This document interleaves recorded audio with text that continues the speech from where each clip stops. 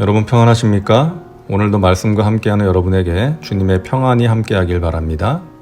오늘 말씀은 출애굽기 23장입니다. 먼저 말씀 개요입니다. 1절부터 9절은 공정한 재판을 위한 법에 대한 내용이고 10절부터 13절은 안식년과 안식일에 관한 법입니다. 6년 동안은 땅에 파종하여 소산을 거두고 7째 해에는 갈지 말고 묵혀두라. 엿새 동안은 일을 하고 7째 날에는 쉬라고 말씀하십니다. 14절부터 19절은 세 가지 절기에 관한 내용인데요. 첫 번째 절기는 무교절입니다. 이 무교절은 한 해의 첫 달 14일에 유월절을 지키고 그로부터 7일 동안 누룩이 들어가지 않은 무교병을 먹는 절기입니다. 출애굽을 기념하기 위한 절기죠. 두 번째는 맥추절입니다. 이 맥추절은 밀이나 보리를 수확한 후에 하나님께 첫 열매를 드리는 추수감사 절기로서 오순절, 칠칠절이라고도 부릅니다. 셋째 절기는 수장절입니다. 이 수장절은 출애굽과 광야 생활 동안 지켜주신 하나님의 은혜에 감사하는 절기로서 7일 동안 광야에 초막을 짓고 기거합니다. 그래서 장막절, 초막절이라고도 부릅니다.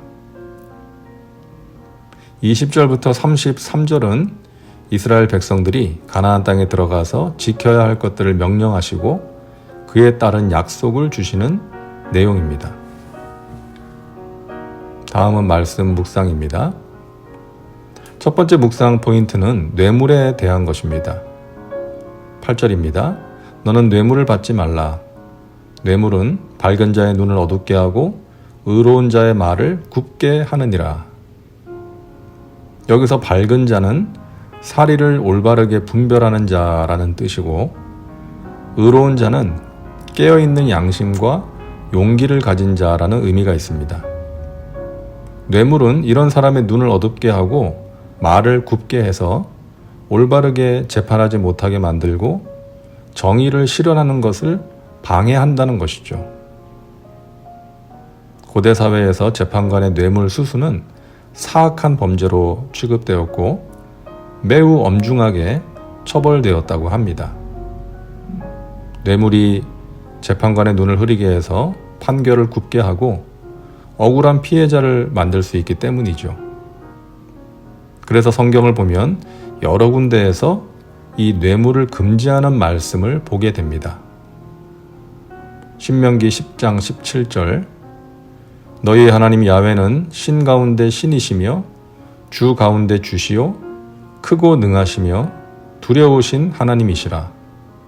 사람을 외모로 보지 아니하시며 뇌물을 받지 아니하시고. 하나님은 뇌물을 받지 않으신다. 당연하죠. 하나님은 정의의 하나님, 공평하신 하나님이시기 때문에 물질로 인해 그 판단이 굽어지실 리가 없죠. 시편 26편 10절입니다.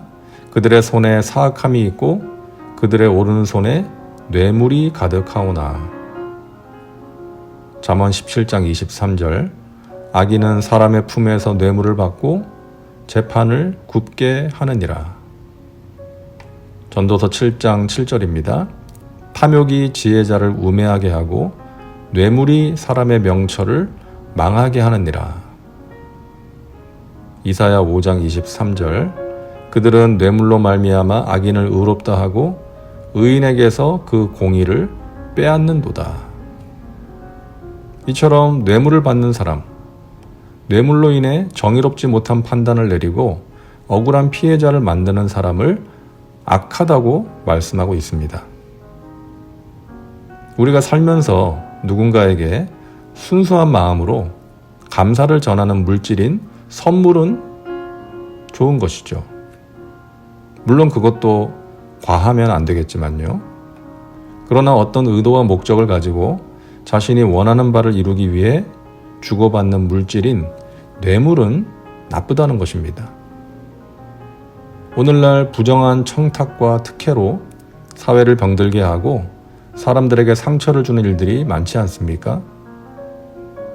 뇌물을 주고받는 것은 하나님이 아닌 사람이나 돈을 의지하는 마음에서 비롯되는 것입니다.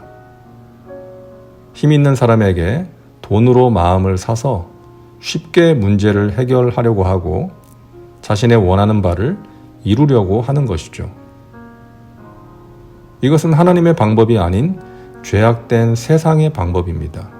그러므로 우리 믿는 자들은 이런 방법을 통해 자신의 이익을 구하고 목적을 이루려고 해서는 안 되는 것입니다.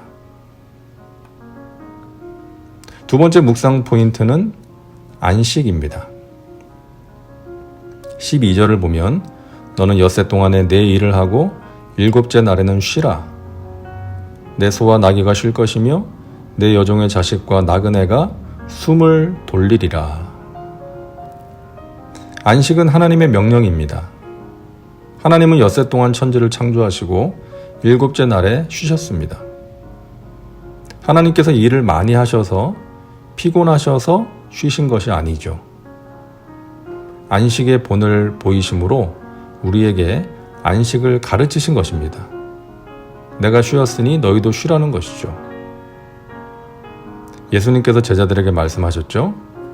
너희는 따로 한적한 곳에 와서 잠깐 쉬어라 하시니 이는 오고 가는 사람이 많아 음식 먹을 겨를도 없음이라. 예수님을 찾는 사람들이 많이 오고 가다 보니까 제자들이 음식 먹을 겨를도 없이 바빴던 것이죠. 그래서 예수님은 그런 제자들을 위해서 쉬라고 말씀하신 것입니다. 잠깐 쉬어라. 마냥 쉬는 것은 안 되지만 적절한 쉼은 필요하다는 것입니다. 너는 엿새 동안에 내 일을 하고 일곱째 날에는 쉬라. 내 소와 나귀가 쉴 것이며 내 여종의 자식과 나그네가 숨을 돌리리라. 내가 쉬어야 일을 하는 짐승들이 쉴 수 있고 종들과 나그네가 쉴 수 있다는 것이죠. 이 안식은 나를 위한 것일 뿐 아니라 나와 함께하는 존재들을 위한 것입니다. 내가 쉬지 않고 일을 하면 나와 함께하는 사람들도 쉴 수 없기 때문이죠. 하나님께서는 당신이 창조하신 피조물들이 소와 나귀들까지도 지쳐 쓰러지는 것을 원치 않으십니다. 오늘날 쉬는 날 없이 일을 하는 사람들이 있습니다. 스스로 휴일을 반납하고 일에 파묻혀 살기도 하고 많은 경우에는 쉬고 싶어도 쉬지 못하는 것이죠. 그러다가 과로로 쓰러지는 사람들이 있습니다. 정말 안타까운 일입니다. 안식은 우리를 위한 하나님의 명령입니다. 쉬어야 합니다. 그런 근무 환경을 만들어야 합니다. 쉼이 보장되어야 합니다. 안식하면서 자신을 돌아보고 달려갈 수 있는 힘을 충전하고 안식하면서 하나님을 예배하고 묵상해야 합니다. 다음은 말씀 적용입니다. 뇌물과 안식에 대한 말씀이 당신에게 주는 깨달음은 무엇입니까? 당신의 삶과 일터에 적용해 보시기 바랍니다. 이제 기도합니다. 사랑과 은혜가 풍성하신 하나님, 오늘도 말씀과 함께 살게 하시니 감사합니다. 말씀을 통해 깨닫게 하시고 나 자신을 돌아보게 하시니 감사합니다. 세상에서 살고 있지만 세상의 방법이 아닌 하나님의 방법을 따라 살게 하여 주옵소서. 그것이 힘들다고 포기하지 말게 하시고 나와 함께 하시고 도와주시고 은혜를 베푸시는 하나님을 의지하며 나아가게 하여 주옵소서. 일에 파묻혀 사는 것이 아니라 적절한 쉼을 통해 자신을 정비하고 하나님을 바라보는 시간을 가질 수 있도록 인도하여 주옵소서. 예수님의 이름으로 기도하옵나이다. 아멘.